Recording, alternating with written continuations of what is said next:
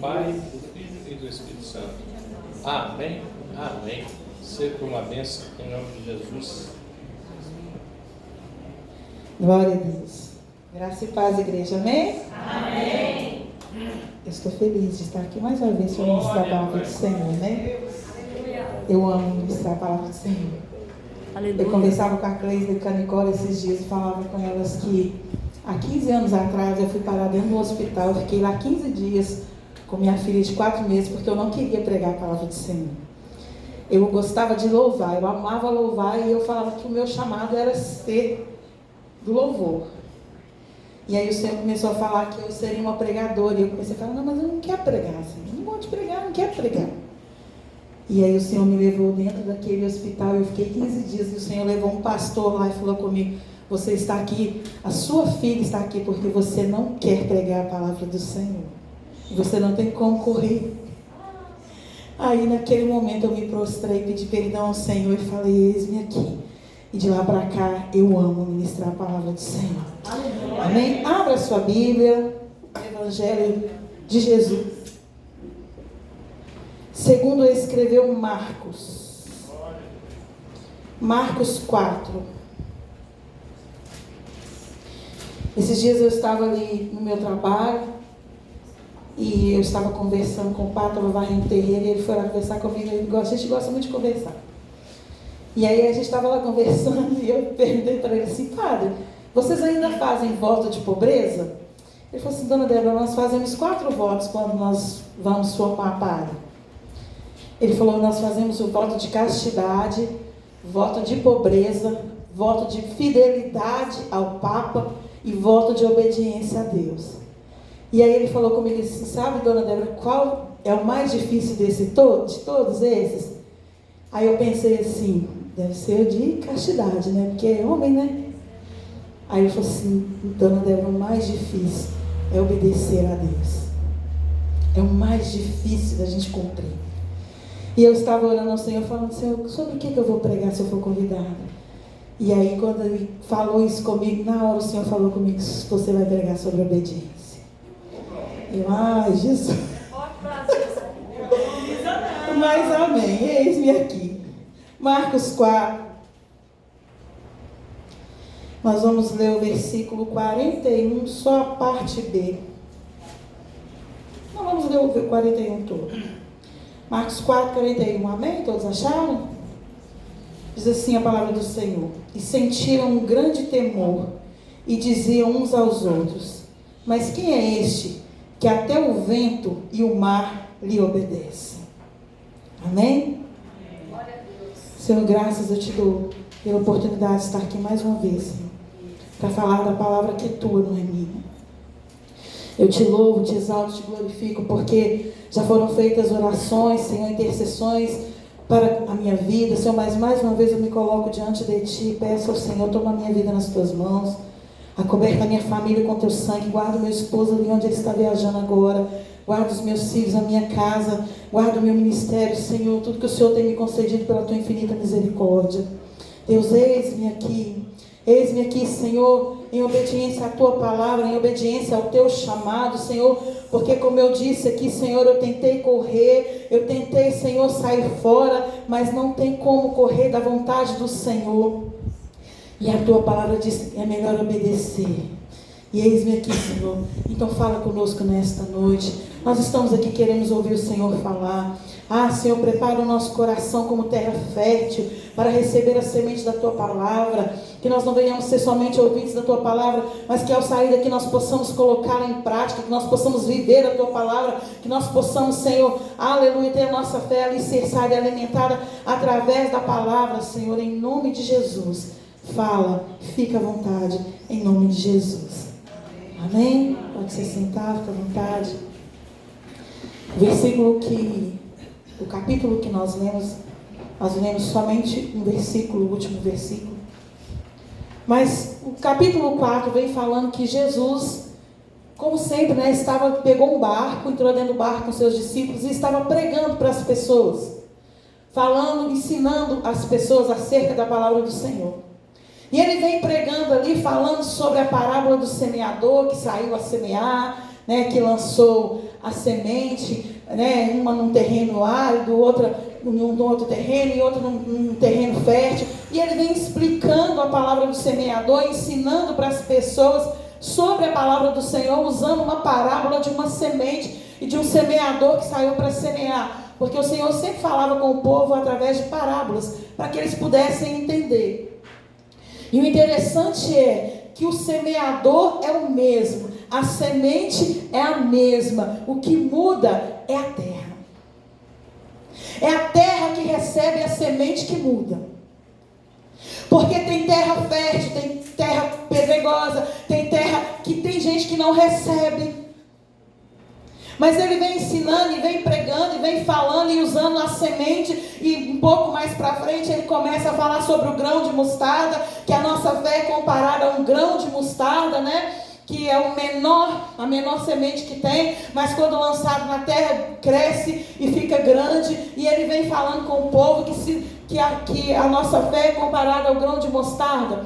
E no outro versículo fala que se nós tivermos fé do tamanho de um grão de mostarda, nós diremos a este monte que saia daqui para lá, e ele vai fazer. E o Senhor, quando Ele lança uma palavra, quando Ele traz uma palavra para a minha vida e para a sua vida e para a igreja, para aquele povo que estava ali, Ele está nos preparando para algo que nós vamos viver. Porque o capítulo 4 é a preparação do que vai acontecer no capítulo 5. E o Senhor começa a preparar os discípulos para aquilo que eles vão viver. E o Senhor fala de fé, e aí o Senhor tarda o dia se finda, e ele fala: vamos para o outro lado do mar da Galileia, vamos para o outro lado, vamos lá para a terra dos Gerazenos, dos Gadarenos. E já era tarde, e a palavra do Senhor diz que o Senhor entra naquele barco e ele dorme. Porque como Deus, Ele não dorme nem cochila, mas como homem Ele tem sono. Como Deus, Ele não se cansa e nem se fadiga, mas como homem Ele se cansa, porque a palavra do Senhor fala que quando Ele vai até Samaria falar com a mulher samaritana, quando Ele chega Ele se assenta, porque Ele está cansado. Mas creio eu que o Senhor dormiu propositalmente para poder fazer com que os discípulos viessem a viver a palavra que Ele tinha acabado de ministrar. Porque quando Jesus está dormindo, se levanta um vento, se levanta uma tempestade, começa a balançar aquele barco de um lado para o outro, o vento fica forte, as águas começam a entrar dentro do barquinho, e de repente aqueles homens com medo vai lá e acorda Jesus e fala: Jesus, o vento está muito forte, tem uma tempestade muito grande e nós vamos morrer. E aí o Senhor vira para eles e fala assim: homens de pequena fé. Até então eu achava que Jesus estava falando assim, criticando eles.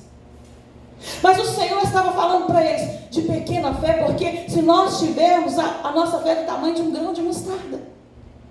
E ele diz assim: por que vocês estão tímidos? Algumas versões dizem: por que vocês estão com medo? Eu acabei de pregar para vocês, dizendo que se vocês tiverem uma pequena fé, tudo é possível.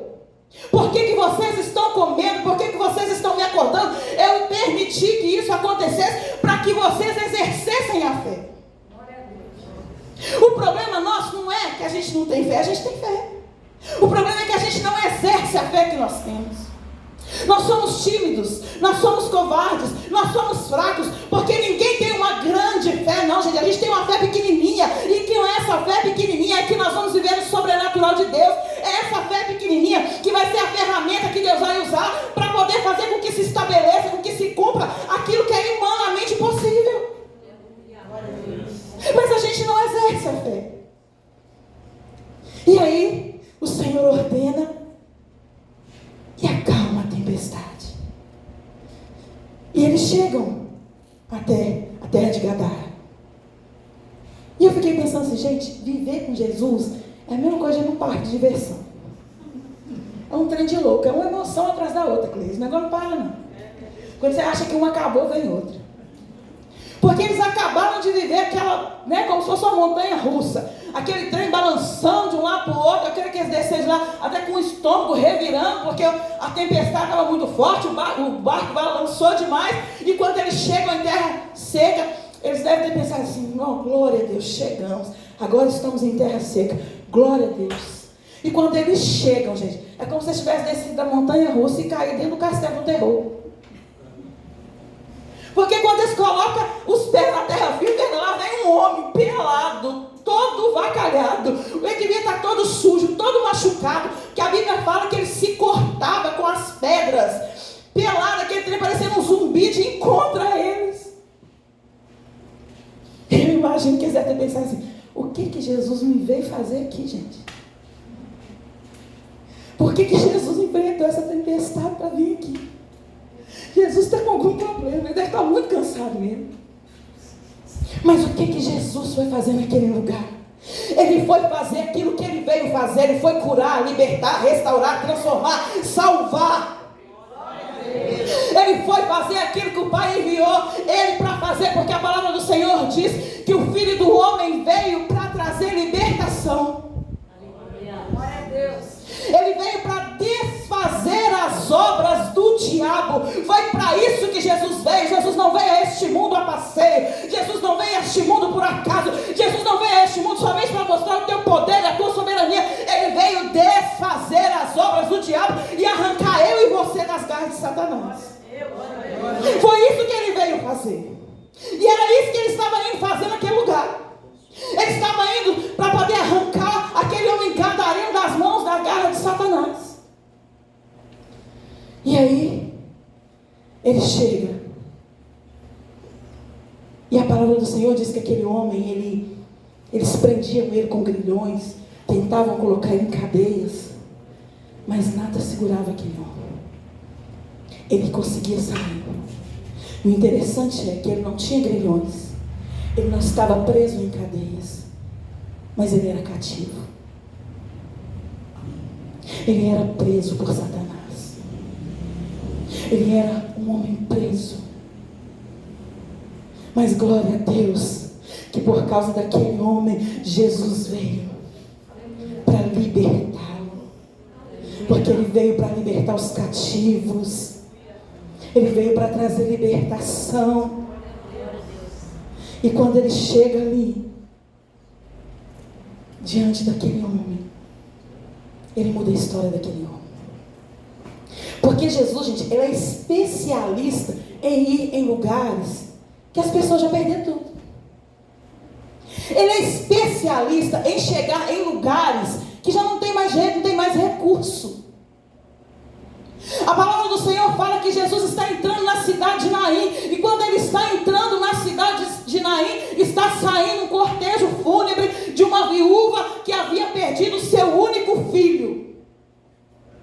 A mulher já não tinha marido, agora não tinha filho, não tinha esperança, não tinha expectativa. Mas quando ela está saindo, ela se encontra com Jesus. Porque Jesus é especialista em chegar no momento que não tem mais recurso. E aí Jesus chega e devolve para ela não somente o filho, devolve para ela a alegria, devolve para ela a continuidade da sua família, devolve para ela tudo que ela havia perdido. A palavra do Senhor diz que Jesus muda a rota dele para ir de encontro a uma mulher samaritana, uma mulher que perdeu a sua dignidade porque tinha 5 maridos. Aquela mulher tinha que ir no poço meio-dia com o sol rachando para não ter que encontrar com ninguém, porque era mal falada na cidade. Mas a palavra do Senhor fala que quando ela tinha perdido dignidade, tinha perdido tudo, entra o Senhor na cidade de Samaria e toca naquela mulher e fala com aquela mulher e muda a história daquela mulher. Não foi diferente com a mulher do fluxo de sangue.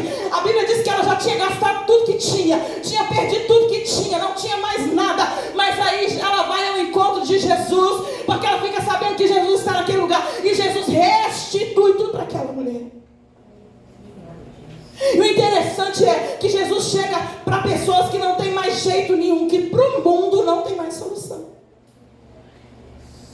E ele muda a história. Aleluia. Ele muda o quadro. A viúva de Naim não tinha mais família, Deus restituiu. A mulher samaritana tinha perdido a dignidade, virou missionária, pregadora da palavra. Agora ela podia andar de cabeça erguida. Glória a Deus. Não precisava mais sair a meio-dia com o sol estalando. E agora o Senhor entra ali na cidade de Gadara e liberta aquele homem. e muda a história daquele homem. E a palavra do Senhor diz que quando eles vê Jesus, ele chega e adora Jesus. Um endemoniado chega e adora Jesus. Eles chegaram e adoraram Jesus, e não somente adoraram, eles reconheceram Jesus, porque eles disseram: é Jesus, o Filho do Deus Altíssimo. Porque Satanás sabe muito bem quem é Jesus. Ele conhece a autoridade de Jesus. E diante de Jesus ele é obrigado a se prostrar e adorar, porque a Bíblia diz que ele se prostrou e adorou. E talvez você entrou aqui nesta noite e está achando que não tem motivo nenhum para adorar. Só de você estar na presença dele, porque ele está na casa, você já deveria estar adorando. Nós já deveríamos estar adorando por reconhecer a soberania dele, porque ele é o Filho do Deus Altíssimo. E ele veio aqui nesta noite, como ele foi no Engadara por causa de um pecador, por causa do endemoniado, ele está aqui nesta noite por mim e por sua causa. Só isso é motivo para adorar. Só isso é motivo para glorificar. Só isso é motivo para exaltar o Rei dos Reis, o Senhor dos Senhores. O interessante é que logo ao ver Jesus, os demônios sabem quem ele é, reconhecem quem ele é, confessam quem ele é. Mas os discípulos, quando o mar fica bravo, Jesus vai lá e acalma, o que eles falam? Quem é este? Anda com Jesus, dorme com Jesus, come com Jesus, ouve Jesus, conversa com Jesus e não conhece Jesus. Não reconhece a soberania de Jesus. Sabe por que eles não reconhecem? Porque a tempestade nos impede de reconhecer Jesus. Os temporais da vida, as tempestades, os ventos fortes, a água entrando dentro do nosso barco e fazendo com que a gente pense que vai afogar, faz com que a gente esqueça quem é Jesus. Porque nós começamos a olhar para as dificuldades e esquecemos quem é Jesus. As tempestades nos impedem de enxergar quem é Jesus. A noite escura nos impede de reconhecer Jesus. A palavra do Senhor diz que o Senhor fala com os discípulos assim: olha, vamos atravessar, vocês vão na frente, daqui a pouco eu vou. E a palavra do Senhor que já disse que já era a quarta vigília, ou seja, já estava de madrugada. E daí a pouco vem Jesus andando sobre as águas, e os discípulos que andavam com Jesus, que comiam com Jesus, que estavam com Jesus, olha e fala: é um fantasma. Por causa da noite escura. Aí alguém fala assim: não, Pedro, é Jesus. Aí o incrédulo do Pedro fala assim: ah, é? Se é Jesus, manda eu ir contigo sobre as águas. E Jesus diz: vem. Porque a noite escura faz a gente esquecer quem é Jesus. Porque a gente acha que a noite não vai passar nunca.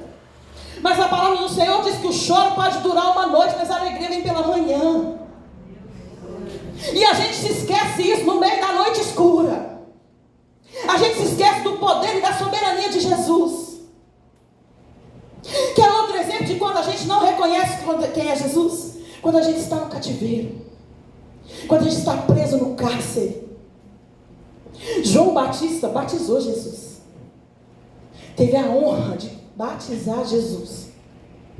E a palavra do Senhor fala que eles vêm, prendem João Batista, jogam ele na prisão e ele fica lá na prisão. E lá ele ouve falar dos feitos de Jesus. João Batista manda alguém lá perguntar a Jesus. Vai lá e pergunta para ele se ele é o Messias que ia vir mesmo, ou nós devemos esperar outro. Gente, o cara batizou Jesus. Mas porque está dentro de uma cadeia, está dentro de uma prisão, agora não reconhece mais Jesus nem os seus feitos. Porque acha que porque está preso, Jesus esqueceu dele. E aí Jesus manda a resposta para ele. Vai lá e fala com ele. Que os cegos veem, coxos andam, os mudos falam, os endemoniados são libertos. Vai lá. Sabe o que ele estava dizendo? Vai lá e mostra para ele que eu continuo sendo Jesus. Eu continuo fazendo, apesar das circunstâncias e da situação. A dor, o luto nos faz esquecer ou duvidar de quem é Jesus. A palavra do Senhor diz que 2 discípulos estão indo no caminho de Emaús. Jesus ressuscitou e começa a andar com eles, conversar com eles, falar com eles. E eles não conseguem identificar que é Jesus por causa da dor, da perda. E quando nós estamos num momento de dor, muitas vezes nós esquecemos quem é Jesus. Porque nós achamos que Jesus, se Jesus fosse comigo, eu não estava sentindo essa dor. Se Jesus fosse comigo, fulano não tinha morrido. Se Jesus fosse comigo, isso não tinha acontecido. Começamos a duvidar de Jesus, da capacidade de Jesus, da autoridade de Jesus. As circunstâncias ao nosso redor nos faz questionar quem é Jesus, quem é este? É como se eles estivessem dizendo: ele tem poder para isso. Ele tem poder para muito mais. Porque tudo é dele. Tudo é dele. Tudo é dele. E aí, quando ele se aproxima, Jesus pergunta para ele: qual o seu nome? E talvez algumas pessoas, quando leem isso aqui, devem pensar: Jesus queria fazer entrevista com o diabo? Jesus estava querendo o quê? Porque a gente às vezes acha que Jesus é como esses pastores que tem por aí, que ficam fazendo entrevista com o diabo. Quem é você? Quanto você ganhou? Qual é o seu nome? Jesus não precisa disso. Ele sabia quem era e quantos eram. Sabe por que ele fez aquilo? Para mostrar para todos que estavam ao redor que o que aquele homem tinha não era demência, não era loucura, não era doença, não era carne. O que estava naquele homem era algo que o médico não poderia curar. Era algo que o homem não poderia fazer. O que o Senhor está querendo mostrar e provar para o povo é que aquilo ali era algo espiritual e que só Ele poderia resolver. Porque tem situações na minha, na sua vida, que não tem médico, não tem advogado, não tem juiz, não tem polícia, não tem político, não tem dinheiro, não tem nada que resolva, é só Jesus. E Ele fez isso para o nome dEle ser exaltado e glorificado. E é por isso que Ele permite algumas aflições na minha e na sua vida, para o nome dEle ser glorificado. Para que todos vissem e soubessem da soberania de Jesus. Porque o próprio Satanás tinha falado que Ele é Jesus, o Filho do Deus Altíssimo. E aí Ele diz: legião é o meu nome. Porque nós somos muitos. E aí o Senhor ordena que aqueles demônios, fala-se em torno de 6.000 demônios, uma legião, entrem nos porcos, que estavam ali, 2.000 porcos, e se lancem abismo abaixo, e morram. E a palavra do Senhor diz que aquele homem ficou liberto. Ele ficou liberto. Porque Jesus chegou para libertar. Porque Jesus chegou para transformar. E a palavra do Senhor diz que aquele que estava nu agora está vestido. O semblante dele não é feio mais. As feridas dele foram curadas. E a palavra do Senhor, Marcos não diz, mas Lucas 8 também conta a mesma história. E Mateus 8 também conta a mesma história. Lucas vai dizer que agora ele está bem, está vestido e está aos pés de Jesus. Porque quem vai adorar agora não é demônio, é o endemoniado. Ele entendeu que o melhor lugar para estar não é no cemitério. É aos pés de Jesus. Glória a Deus. O melhor lugar para adorar é aos pés de Jesus. Foi o que Maria fez quando Jesus entrou dentro da casa dela. Se sentou aos pés de Jesus para adorá-lo. E a gente recebe livramento, a gente recebe libertação, a gente recebe bênçãos do Senhor. E para onde você tem corrido para adorar? Aonde você tem se prostrado para adorar? Para quem você tem dado a glória daquilo que Ele tem feito na sua vida? Você tem se prostrado aos pés dEle e agradecido? Ou você vai primeiro agradecer o médico que curou, o banco que te emprestou o dinheiro, aquele que orou para você? Ele correu para os pés de Jesus. E aí Jesus fala com ele assim: eu vou embora. Porque os gadarenos não queriam Jesus naquela cidade. Porque Jesus tinha acabado com a fonte de renda deles. E eles falam com Jesus: vai embora daqui, nós não queremos você aqui. E até hoje tem gente que faz isso. Tem gente que manda Jesus embora para não acabar com a fonte de renda dele. Agora que eu estou bem, agora que eu tenho diploma, agora que eu tenho dinheiro, agora que eu tenho fama, eu vou querer Jesus. Não, agora não, Jesus, ó. Tem gente que troca Jesus por qualquer valor. Tem gente que troca Jesus por marido, por filho.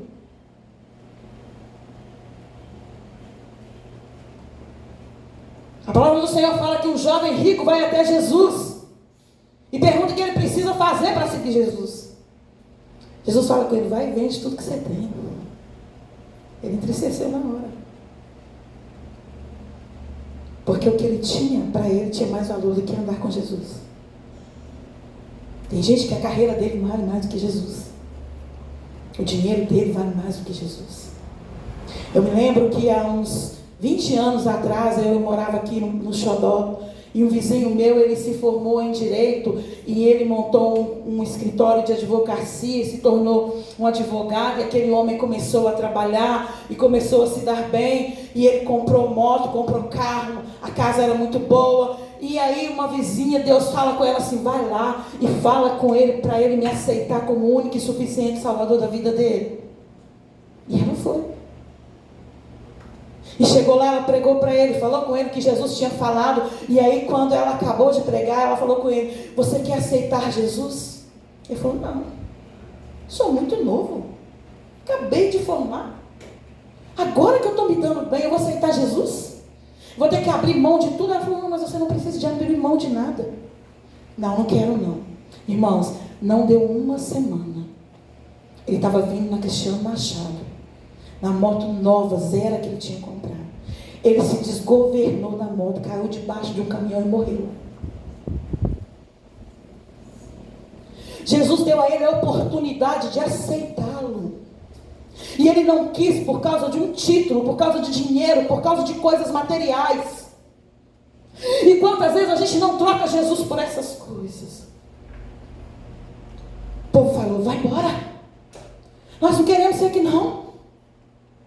E aquele rapaz vira para Jesus e fala: Jesus, deixa eu ir contigo, deixa eu te seguir, eu estou liberta agora, deixa eu te seguir. E Jesus vira para ele e fala: não, vai para a sua casa,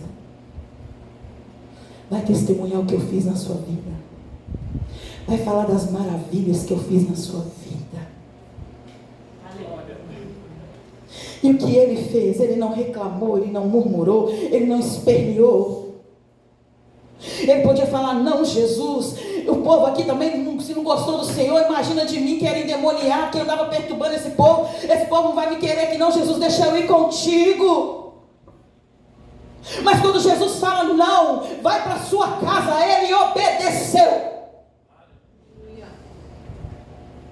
Ele tinha todos os motivos para não querer obedecer, mas ele obedeceu e foi para a sua casa.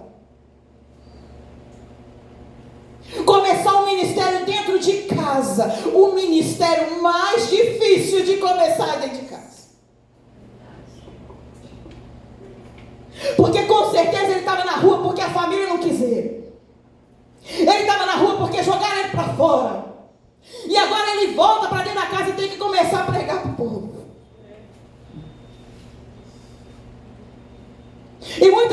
gente quer pregar fora, quer fazer fora. Mas quando Jesus fala dentro da sua casa, a gente fala, não, mas dentro da minha casa. Eu conversava com a Cleisa e com a Nicole sábado, e a gente falava acerca das coisas de Deus. E eu disse para ela que você não vê relato na Bíblia falando que Lázaro não fez nada. Marta estava limpando a casa, Maria estava aos pés de Jesus. Você não vê relato de que Lázaro estava fazendo nada. Mas ele fez o principal, Cleisa. Levou Jesus para dentro da casa dele. Porque quem era amigo de Jesus era ele. Foi ele que levou Jesus para dentro da casa dele. Foi ele que falou de Jesus. Eu creio, assim na Bíblia não diz, mas eu creio que foi ele que falou para Marta e Maria de Jesus. Eu creio que ele chegava para Maria e falava, Maria, Jesus hoje fez isso, Maria, Jesus hoje falou aquilo. Porque quando Jesus entra dentro da casa, gente, a primeira coisa que ela faz é sentar aos pés de Jesus para ouvir Jesus falar. Porque ele já tinha propagado a palavra do Senhor dentro da casa dele. Então, quando Jesus entrou na casa, ela queria mais de Jesus. Aleluia. E muitas vezes a gente vem para a igreja e volta para casa, mas deixa Jesus do lado de fora. Porque se levar Jesus para dentro de casa, os demônios vão se levantar. Vai ter briga, vai ter confusão. Eu não posso falar nada de Jesus dentro da minha casa. Mas é lá que começa o meu e o seu ministério. Ele levou Jesus para casa. Levou Jesus para a casa dele. E agora, Jesus entra na casa e começa a mudar a história. Com Zaqueu também fez. Zaqueu estava em cima de uma árvore e Jesus passa e Jesus fala, desce, porque hoje me convém na sua casa. Gente, e não tem lugar que Jesus não entre, que ele não muda a história. Aleluia. Jesus não precisou pregar para Zaqueu, Jesus não precisou fazer nada, Jesus só precisou entrar na casa. E quando Jesus entra, ele logo começa a falar, Jesus, eu me arrependo de tudo que eu fiz, se eu defraudei, eu vou devolver tudo para o povo.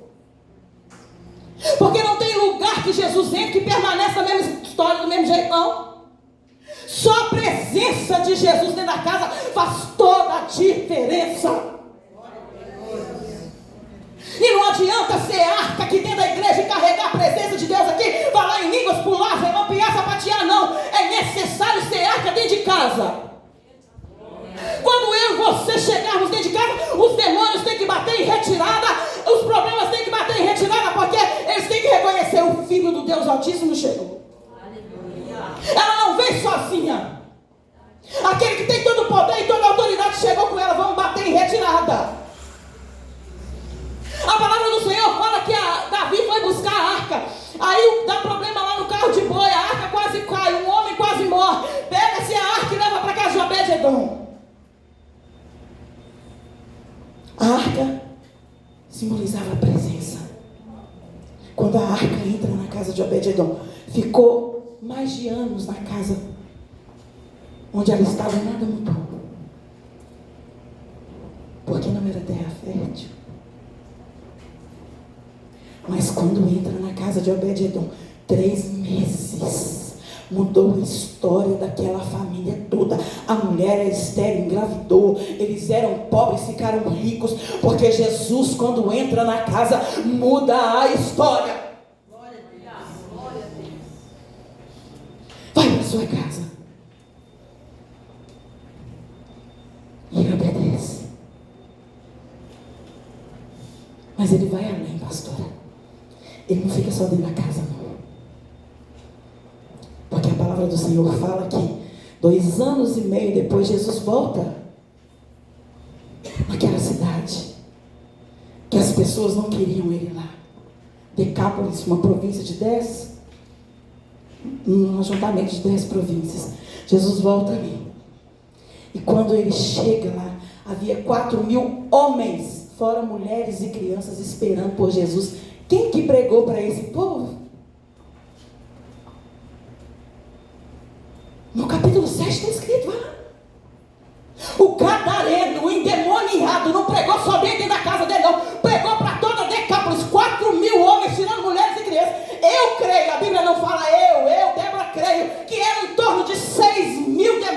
pessoas governando, porque para cada demônio que estava nele era uma vida que ele ganhou lá fora.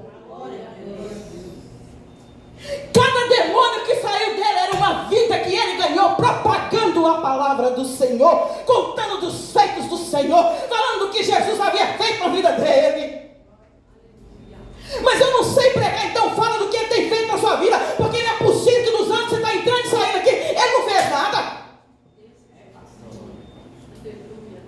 Mas eu não sei falar de nada. Você não sabe falar do que Jesus fez na sua vida, não? Se você não sabe, se você não tem nada para falar, fala, eu pelo menos fiquei mais bonita, porque quando eu era lá no mundo eu era toda desarranjada. Pelo menos melhor, mas a aparência mudou. Você não tem bênção nenhuma para contar. Eu tenho certeza que hoje você é muito mais bonito que quando estava no mundo.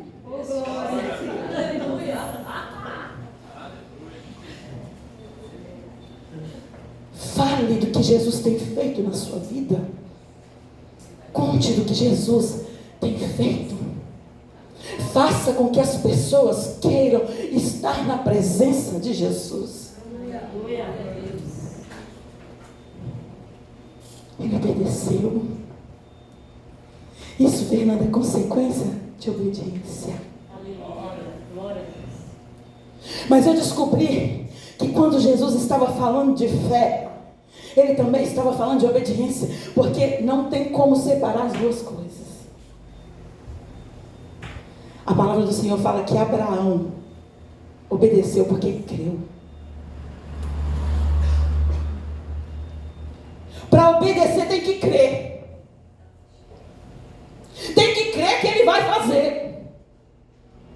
Quando Deus pede para Abraão levantar o filho dele e sacrificar o único filho, ele creu, gente, ele creu, porque quando a palavra diz que ele subiu com o menino, ele disse assim para os moços assim, nós subiremos, mas nós voltaremos. Ele sabia que ia subir com o menino, que Deus ia tirar a vida do menino, mas ele cria que Deus ia fazer alguma coisa sobrenatural e extraordinária, porque ele disse, eu vou subir com ele e vou voltar com ele. Porque ele é o filho da promessa. Ele obedeceu. E por causa disso, Deus poupou a vida do menino. E fez ele pai de multidão.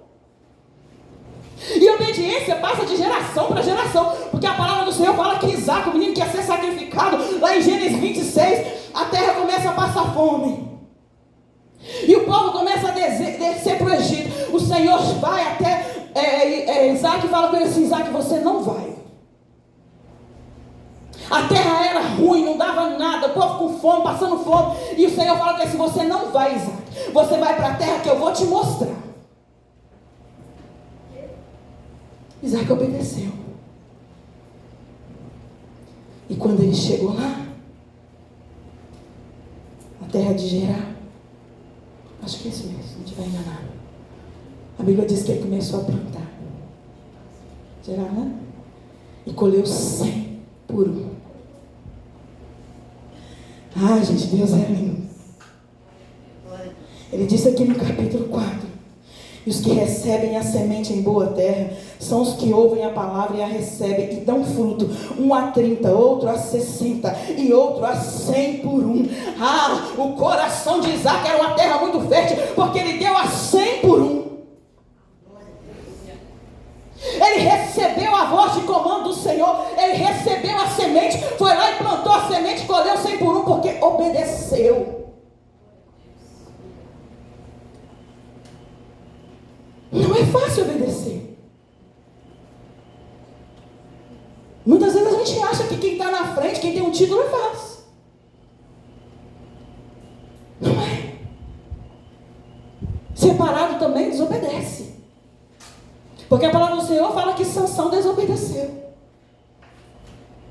Ele não podia raspar sua cabeça, não podia beber bebida forte, não podia pegar a mulher de outro lugar que não fosse escolhida do Senhor. Não podia tocar em coisas imundas. Mas certa feita, ele descendo para uma cidade para encontrar a mulher, ele mata um leão.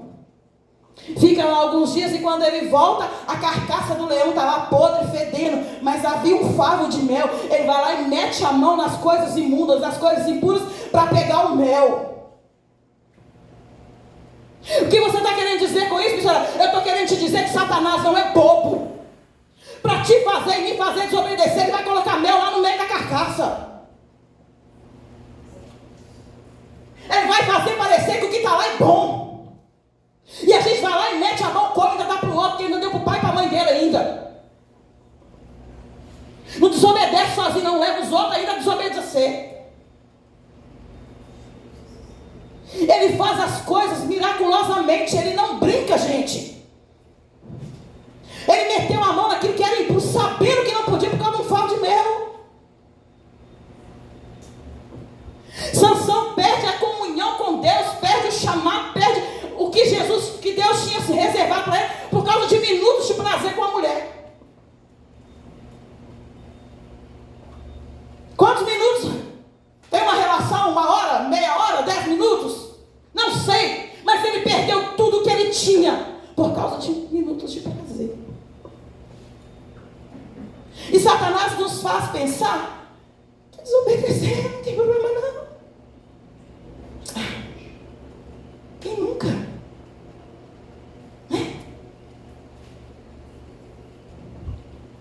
Porque a gente vai lá e desobedece a primeira vez e acha que não tem consequência.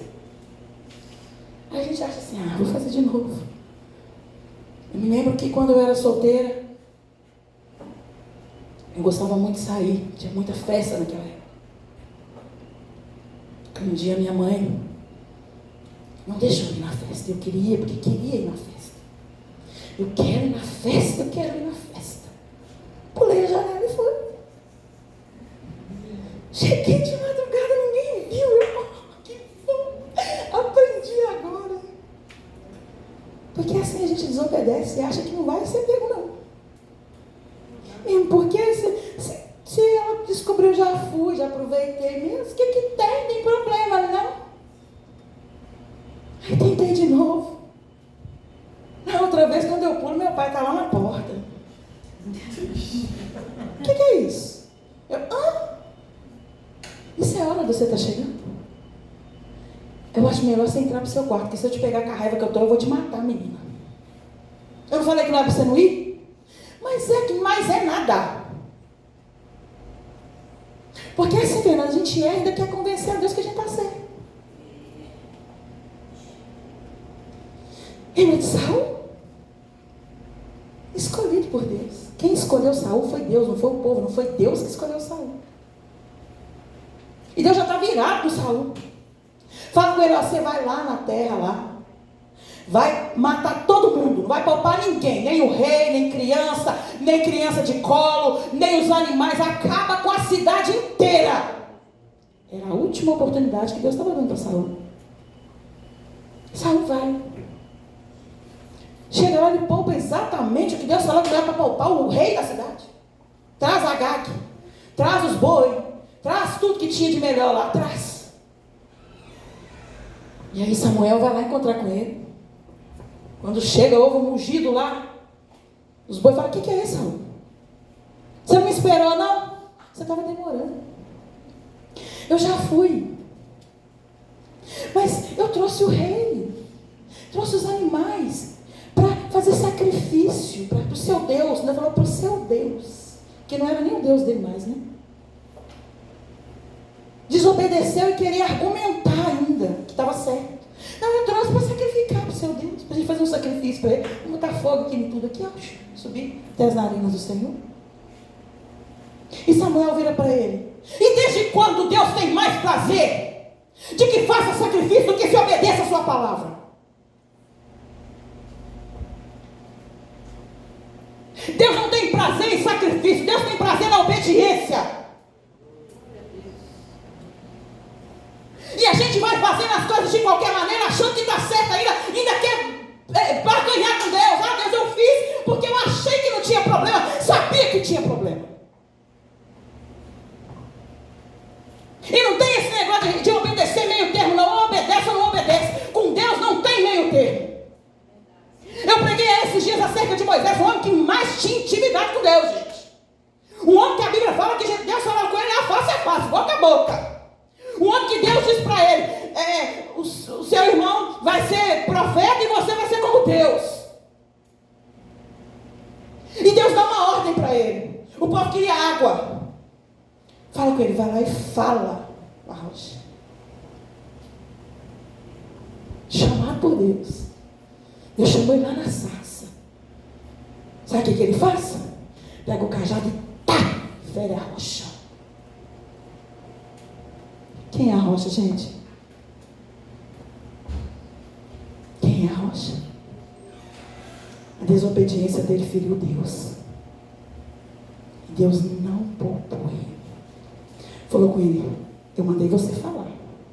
Eu não mandei você ferir. Por causa disso, Moisés, você vai ver a terra, vai contemplar a terra, mas não vai entrar nela.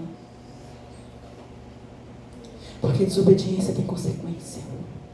Pode ser separado, pode ser escolhido, pode ser chamado, pode ter intimidade, mas se desobedeceu, tem consequência.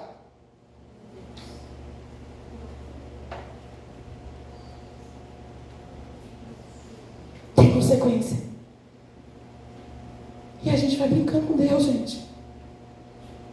Porque a gente acha que Deus é como nosso pai e nossa mãe, que a gente desobedece. E eles passam, põem pano quente. Deus não. Ele é misericordioso, mas é fogo consumidor. E é nas mínimas coisas. As mínimas coisas. Que nós temos que obedecer a Deus. Aí você pode falar, mas Deus nunca pede nada fácil. Claro que não. Ele até pede, mas nem as fáceis a gente faz. É difícil, mas tem recompensa. Eu creio que quase todos aqui sabem que eu me afastei do ministério aqui por mais ou menos um ano. Saí do ministério por desobediência aos meus líderes, aos meus pastores. Eu saí. Fiquei um ano e pouco fora. E nesse um ano e pouco, não encontrei nenhuma igreja para ficar. Ficava indo aqui, indo ali, indo aqui. Até que um dia o Senhor falou comigo assim, volta. Eu, não. E não tinha jeito, Fernanda. Onde eu ia, Deus levantava um profeta e falava, volta. Eu, não. Porque eu achava que eu estava certa. Volta. Até que um dia eu abri a Bíblia e ele me deu aquela passagem de Agar, quando foge de Sara e está lá no deserto. E ele falou para ela assim, volta e se humilha debaixo da mão da sua dona. Ele falou comigo, volta e se humilha. Eu, não, é humilhação demais, o senhor tá... O senhor quer passar minha cara num chapiscado mesmo. E aí eu fui para outro ministério. Não, agora eu vou ficar aqui, o meu povo gostou. Vou ficar aqui. Peguei a ficha de membro. Fui até na reunião de novos membros, pastor. Aí peguei a ficha de membro, a primeira sumiu. Aí falei, não, perdi, me dá outra. Quando eu estou preenchendo a ficha, o Senhor falou comigo, você não vai congregar lá. Porque você sabe aonde que você tem que congregar. E eu, Senhor, mas se eu for, meus filhos não vai, meu marido não vai. Não tem problema, você vai. Deles eu cuido. E aí eu tive que, tirar a vergonha e chamar os meus pastores e falar, eu quero voltar. Porque eu não tinha para onde correr. E aí eu voltei. E você acha que foi fácil? Fiquei mais um ano de banco. E toda vez que eu vinha na igreja, a gente falava, para que o Senhor me mandou voltar? O Senhor só me coloca nesse trem. Eu voltei, mas também não quero fazer nada, esse também não vai me deixar fazer nada. O Senhor me mandou para lá, para quê? Dani? Igual a Dani de vez em quando fala com Deus. O Senhor está de brincadeira comigo, né, Deus? O que o Senhor me mandou fazer naquele lugar? Aí eu queria entrar no louvor, a pastora.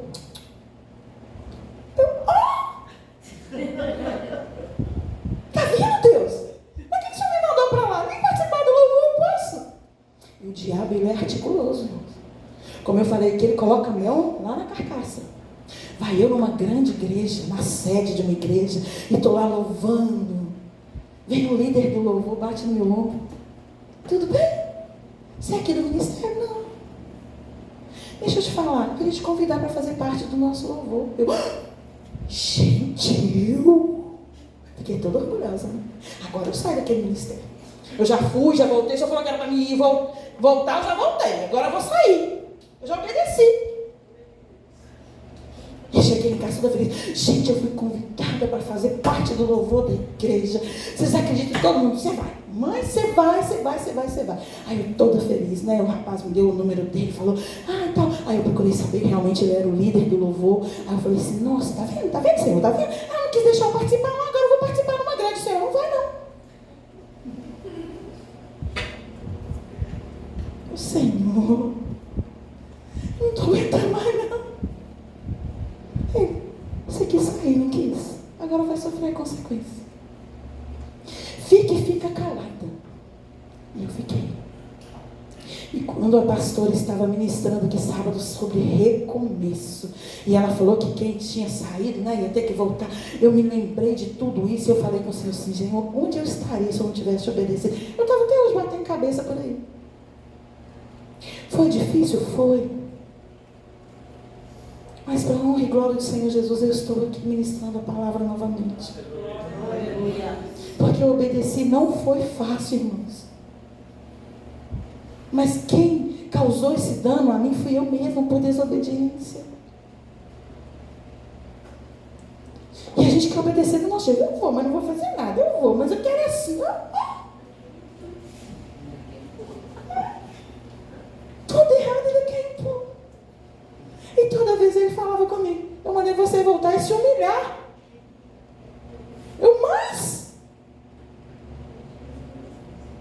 Mas obedecer é melhor do que sacrificar. E a obediência quebra a maldição. E desde o dia que eu voltei, resolvi obedecer verdadeiramente, sem restrição, me submeter à vontade do Senhor e dos meus pastores. Deus tem abençoado grandemente a minha vida. Então eu não sei qual área da sua vida que você não está obedecendo. Porque para Deus, gente, não adianta obedecer numa área e não obedecer na outra. Às vezes você obedece vindo aos cultos, mas não dizima, como a pastora pregou esses dias. Eu falei que foi uma pregação que abriu os meus olhos assim, gente, como Deus falou comigo aquele dia. Porque a gente acha que está dando dízimo, está obedecendo, mas tem oferta. E a gente acha que obedecer uma coisa, tá bom, não, eu estou obedecendo, não dá nada. Às vezes Deus manda você ir ali, dar um abraço na pessoa, você não vai.